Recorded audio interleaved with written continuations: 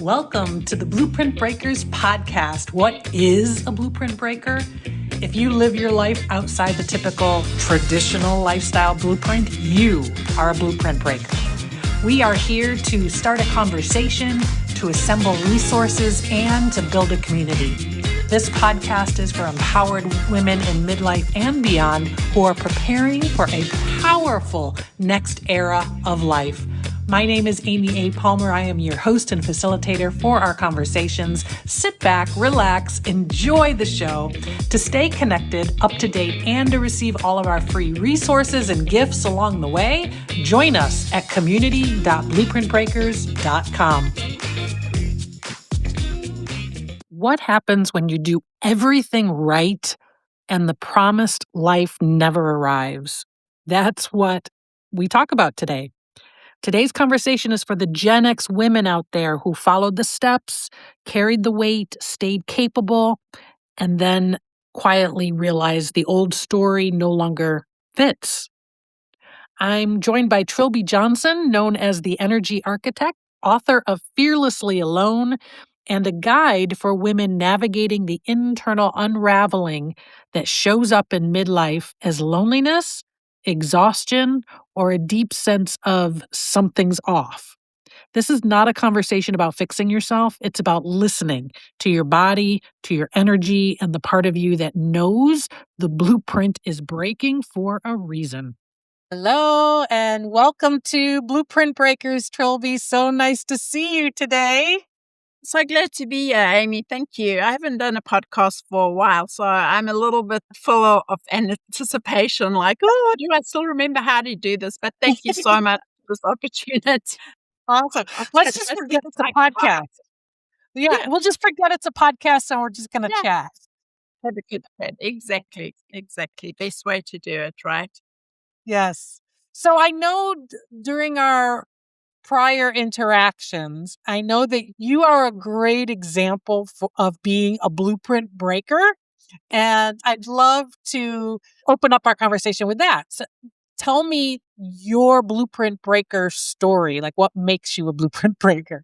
Well, I'm probably not going to be very original here, but like many, I just never felt I fitted in anywhere. Mm-hmm. Mm-hmm. And of course, I went through the soul searching, what's wrong with me? And all of that kind of stuff. And then fortunately, getting to midlife, post-menopause, I just thought, fuck it. I am me. But yeah, it took a lot of getting to know myself, stopping judging myself. And I think especially over the last couple of years, really reflecting on my life. Although I knew I never fitted in, I just kind of thought, being a Gen X, I'm going to do it and I can do this. And then getting to midlife, well, I mean, the world's a different place, isn't it? So it's like someone shifted the board, like, what happens? What makes us do the things we do? What behavioral psychology is like my thing? And of course, my best example is me. And then going down the rabbit hole and getting there and going, this doesn't, the dots don't add up, and then going from dot to dot. So being a seeker and then finally kind of saying, I don't want to do this anymore. I'm tired of seeking. Yeah. I want to just be with me. Uh-huh. And I did write a book, Fearlessly Alone, finding you happy no matter what. And I realized it's actually 10 years ago I wrote this. And this was kind of like my life piece where I just kind of put it out there. And I mean, a lot's happened since then.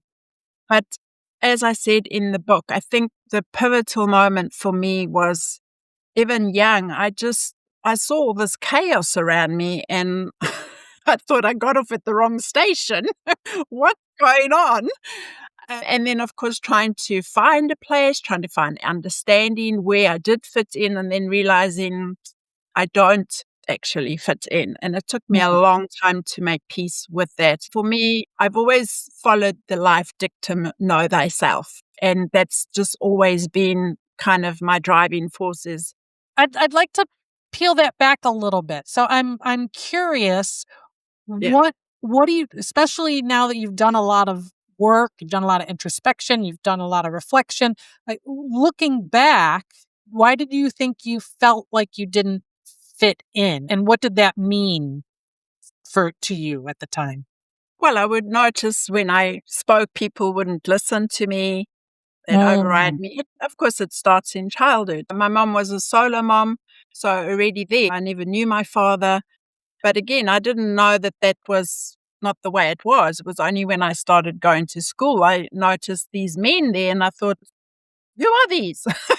Because we were, I mean, I remember we had a caretaker in the building who was a guy, but he was like an identified flying object to me. I mean, my life was mostly growing up with other women. And then okay. slowly men started to come in, but so that masculine energy. And then, but yes, my mom she was my parents. She was both Mhm, of them. mhm. And that was very much the case for probably the first 7 years of my life. So again, different from other people going to school, you start to talk. But yeah, also just a lot of feeling, a lot of tension from my mom. And of course, young child, you don't understand what it is. But Right, being a sole parent, I mean, right. she was under tremendous stress, Yeah, and things that I had no idea about until much later. right. So being very sensitive and hyper-vigilant. And it's really only recently that I realized I grew up in South Africa too. So it's a very much a violent culture. It was the time of apartheid. Mhm. Um, so there was this energy all around. So I always felt like we had to tiptoe around everything. Like you don't want to do this too much or that too much because it's dangerous. And that's kind of what I grew up in. Right, And then it continued in childhood as well as I moved on, because when she got married, we didn't get on at all. So there was again this feeling, it's this energy that you can't explain. But of right. course, as a child, you just know it's there. You feel it. So Uh, it sounds like it started with your home family situation or how you felt about that and realizing that it was different than your peers. So then that led to like not feeling accepted and not feeling like you fit in from that aspect. Is that kind of what got it started as you grew up into your and I teenage think too, years? I remember even 6 years old, and I remember asking my mom about death. I mean, at 6 years old, I would have memories of what life could be like, past lives or whatever. And I just thought, like I said, I felt I got off on the wrong station because what's going on? I would just look around me and everybody was so unhappy. Everyone was struggling. Everyone was, and Right. I just thought, no. And then at the same time, I was trying to reconcile what I remembered and what I Mhm. felt. So Mhm. very much this feeling of alignment within myself. And of course, then being told you're too much, behave yourself, Right. all of this Yeah. stuff going on. Yeah. So, So yeah, now it's been about not only getting into alignment with like who you are and being yourself, but finding your voice and all of that as well, right? yeah, and I was not allowed to have a voice, okay? I was Right, not allowed to have a voice. I was not right. allowed to answer back. Very much Gen X, children are to be seen, not heard, a lot of corporal punishment. Yeah, so often feeling falsely accused, not able to speak up for myself, and when I did, then I was punished for that, and it just Yeah, so, yeah. and not a lot of positive reinforcement. I was always being told and punished for what I did wrong and very little for what I didn't do wrong. So it Okay. just seemed this very uneven balance. So I Mhm, did grow up for a long part thinking there's something fundamentally wrong with me. mhm. However, I remember at 10 years old, I was punished again. And one of the punishments, so I think I was 8 or 9, being told I had to write 10 things down about what was wrong with me. Oh, man. Oh, And wow. I'm laughing about it now because I remember within myself, I looked at this person. And I didn't swear in those days, but I just thought, you're crazy. Yeah. There's nothing wrong with me.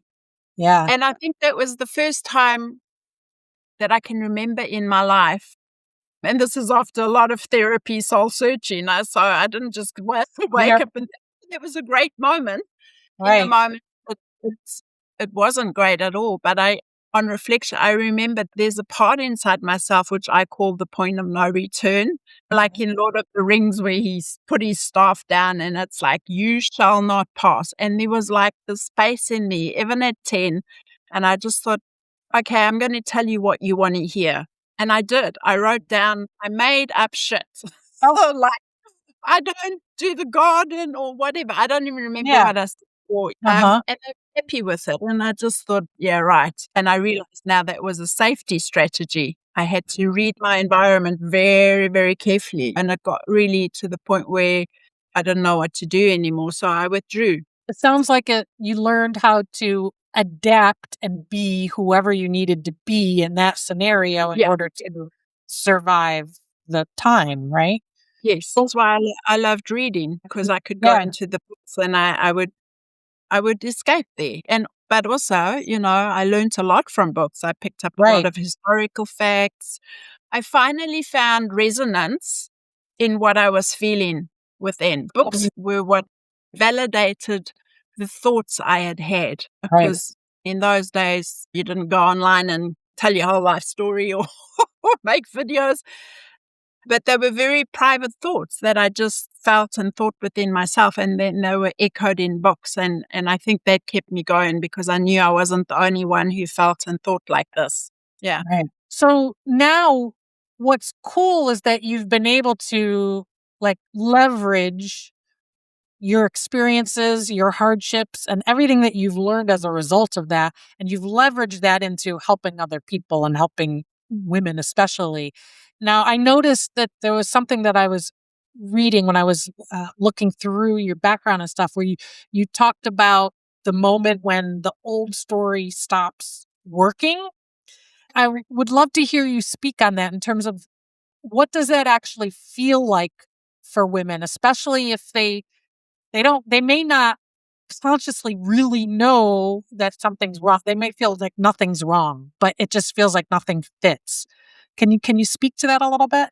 For me, it was really disappointment. Like I say, I'm very thorough. So if you give me a procedure, I follow it from A to Z. Uh, Okay. uh-huh. But there is an expectation at the end that I get the prize. And what happened was there was no prize. And I thought, what? So I felt ripped off. And at first there was anger and like, where's my prize? Mhm. And keeping moving, and then trying to make sense of that as well. And then, of course, looking at others, and in marketing business, they exactly this thing. Why is it that two people can read the same procedure and one is successful in this way and one doesn't seem to be successful? So I Mhm. started asking myself, how come I'm not successful in that way? So initially self-judgment and being very independent, asking myself, okay, it started off, I must be doing something wrong. So this self-questioning and this inner dialogue, and then not having very much positive reframing growing up. Then, like Einstein said, going a bit insane, because I'd go back and do it again a couple of times because I thought I must have missed something. Yeah. So this repetition, and then having to deal with the disappointment of, oh, okay, Mhm. well, I didn't get the result that was promised. What does that mean? And then Mhm. moving from that point, because it's kind of like you find yourself stranded on an island, and yeah, you can rant and rave, but eventually you're going to just have to get on with it. You're going to have to start looking for food and that. So the practicality of life, I think, is a great thing. Yeah. And I've always been fascinated, like when you see like tragedies or whatever on the news, and you see the children and they're just playing in the background. And I've always found that a very interesting phenomena, and it can appear callous in a way. And yet there's this moment where I think we have to just kind of say, okay, this is what's happening, and move forward. And this is, I think, where Gen X is. I think we have an advantage because we were left to our own devices. We kind of have Yeah. this natural tendency to go, okay, I'm going to figure it out for myself. Yes. So where it starts to really manifest in your daily life. And I think also making the link between your emotional realm and what's happening out there. Uh-huh. Um, so for me, I really, really got that when I started having massage. I went out of curiosity. I didn't think, oh, I need a massage. Okay. I just Mhm. went because a friend said, oh, I had this amazing massage. And off Uh-huh. I went. And I used to get really, really bad migraines, like all the time. Okay. Again, suppressed energy and all that. And I went down the route, doctors, things, and it just didn't work for me. So anyway, with the massage, after 2 or 3 times, I noticed, oh, I'm not getting as many migraines. And in that moment, it clicked. I realized, oh, and then this whole, like I was someone, you don't touch me. So for me Mhm. to go for massage, that was like, no way, because I would not allow anybody to touch me. But Uh-huh. anyway, I went. And so then I started to, through the massage, I had the most amazing massage therapist. And I started to realize the connection between what I was feeling, what my body was telling me, the tension that would show up. So again, this introspection. Mm. Um, so it shows up a lot in a lot of ways.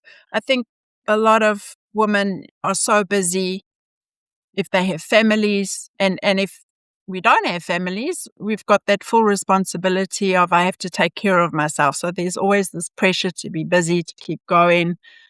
Uh-huh. Um, but for me as well, things just started to end. Yeah. Relationships started to end. It's like the energy just started to go, and it's like a fire that all of a sudden just goes out, Right. and Right. then okay, like what's next? And then things would just pop up, and I would go, wow, that's interesting, and go with the flow. So what I'm hearing, I want to make sure I don't miss this. So it sounds like your body was giving you all kinds of signals that this ain't right. Things aren't right. Things aren't going well. It was manifesting itself with migraines and other things. And that was giving you some signals that something needed to be taken care of, even if you didn't recognize it as that like right away, right? And so then through this massage, I find it interesting that you weren't big on touch, which I totally get, but you went outside your comfort zone and decided to try it out of curiosity. And it sounded like that human touch was actually very healing to your nervous system. And so, Yes. and that's when you started to make a connection between your body and your energy, and that it was leading to other things. Am I getting it? Yes. Yes. So massages is kind of, I think, well, allowing ourselves to be touched. And we read about this with small babies, the lack of touch when they're small, and it has a psychological impact. And although it was never that stark growing up, but yes, this was the first time I allowed somebody to Mm. touch me. And Uh-huh. it was just really amazing to observe how I saw myself or felt myself through this Uh-huh. mirror Okay. and the power of touch. Nice. And I mean, it influenced me so much that I've been a massage therapist for the last 20 years. Uh-huh. And I've studied a lot, but I know that the work with the body was really what clinched it for me, because even working on other people's bodies helped me become aware of energy, because I'd be working with someone and all of a sudden I'd start to feel sick or have a headache. And I thought, what is this? Uh-huh. What is, and then realizing, and it links back to the sensitivity in childhood, but because I'd suppressed it so much, it didn't make sense to me. So it was like connecting the dots, and Yeah. massage really did. And getting to know my body and the way I feel in my body, the sensuality, the beauty, just the awareness of how I'm actually feeling. Mm-hmm. And I think that's a big thing today. A lot of us, we are disconnected from ourselves Yes. in a lot of ways, through to busyness, stress, whatever. And yes, massage is not for everyone, but for me, it was very much, I think I allowed myself to receive and be nurtured as an adult. Right. Now, I saw that in your work that you help women to sort of recalibrate their energy. And I think I know what that means, but I'm not 100%. So, I'd love for you to educate me. I kind of thought, well, what is it that I do? It's accepted nowadays that everything's energy. But what I notice with people and myself too is it's almost like, yeah, everything's energy. It's become very blasé. Like, oh yeah, everything's energy. And again, being me, I thought, yeah, but what do you do with that? Right. What does that mean? And how do you live that? So I'm very practical because getting through life, you've got to be practical. Like, how do I take what I've learned in meditation or whatever? I want that to show up in my external life as Mm. well. I always say inner harmony, outer balance, and that's really it. So when the inner is aligned and in harmony, it is reflected. So everything's energy, but yes, energy needs to be directed. Okay, most of us think energy just It's not its own thing. yeah, Yeah. and to a certain extent, it kind of appears that way. But I really do think everything is orchestrated in a way by consciousness, and whatever you like to call that, the universe, God, or whatever. I mean, there's different terms, but it's Mhm. consciousness. And I think this is what massage showed me as well, that if I'm thinking a certain thing, then after a while it starts to show up in my body. And when I changed the way I thought about it, my body relaxed. So I started to have this feedback system and I started to trust myself. Recalibrating energy is, and it took me a long time to realize that I'm very aware of the energy and I can see where energy is going and I can see what energy can do and I can hear energy.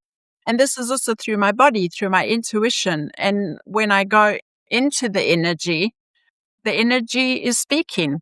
The energy is always saying Mm. something, and so I'm, when I recalibrating the energy is really going, okay, this is where you are. What needs to happen here so that you can go there?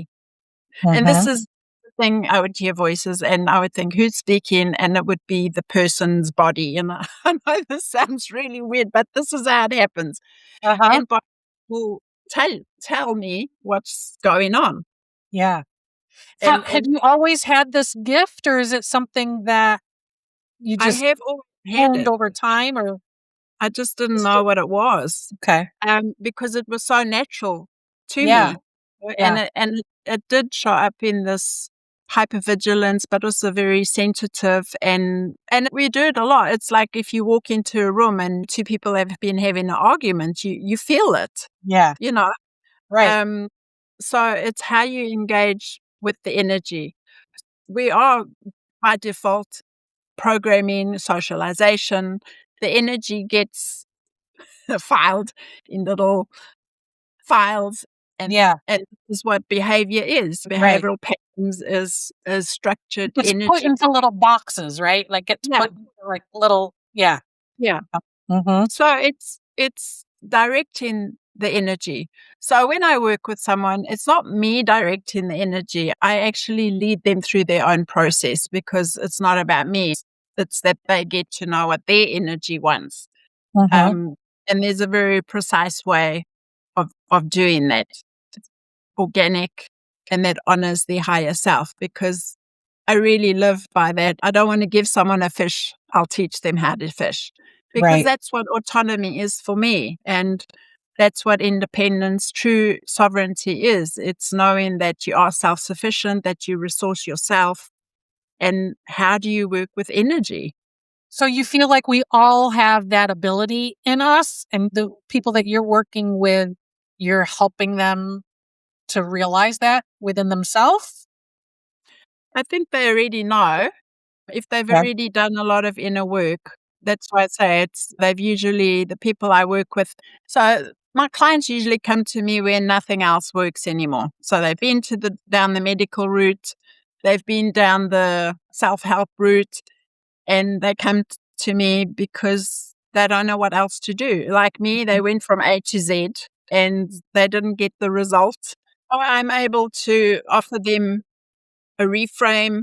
I'm able to show them how they actually are structured because it's on a structural level. So yes, I think we all have this ability, whether we choose to activate this ability or live through it. Yeah. That Yeah. is total free will. And you see that all around. People are choosing.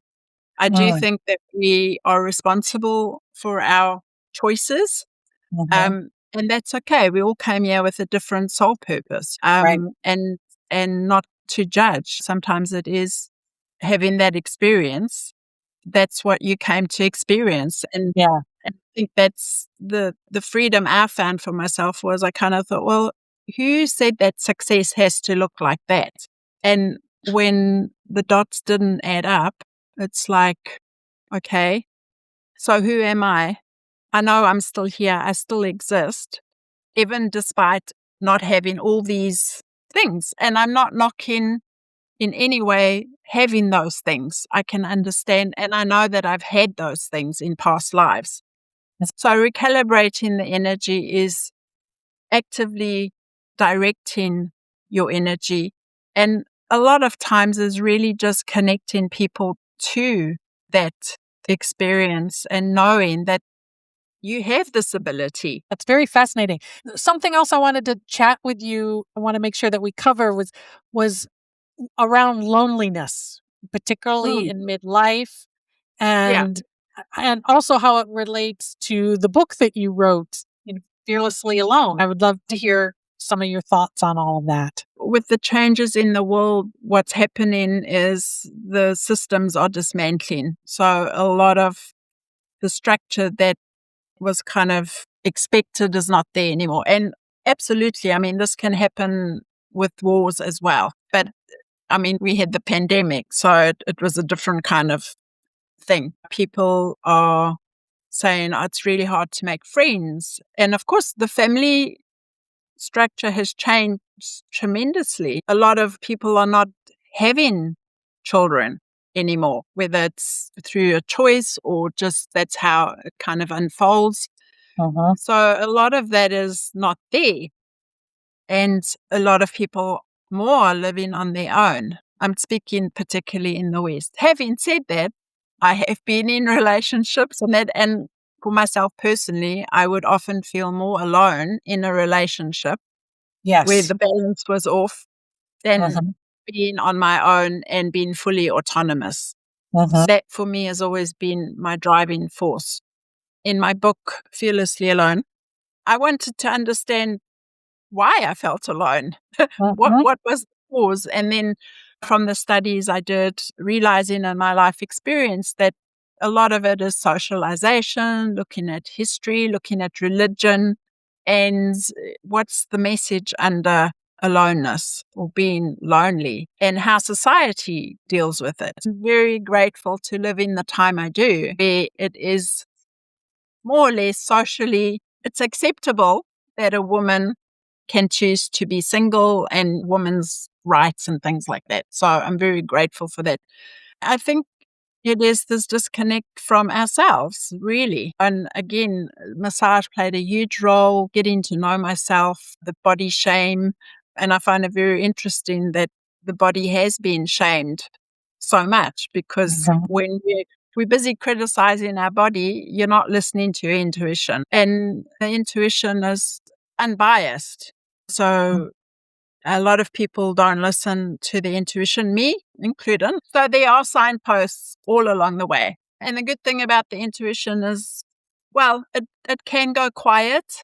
Because I always say it's if you're knocking at the door and no one ever opens, then after a while you might stop knocking. It's getting to that place within and about yourself, feeling in a place where you're open to the information coming in. When you wrote Fearlessly Alone, what was your intent? I mean, obviously, it sounds like it was quite a journey while you were writing it and discovering it, but your intent in terms of what did you want the reader to get from it? Well, first, that loneliness is a sign of disconnect from yourself, really. But it's not always that simple, is that we've been trained to actually alienate ourselves from ourselves. And this is because I never felt that I fitted in. I came Mm. from it from the other side, thinking, how come I don't feel like I fit in? And then reverse processing that.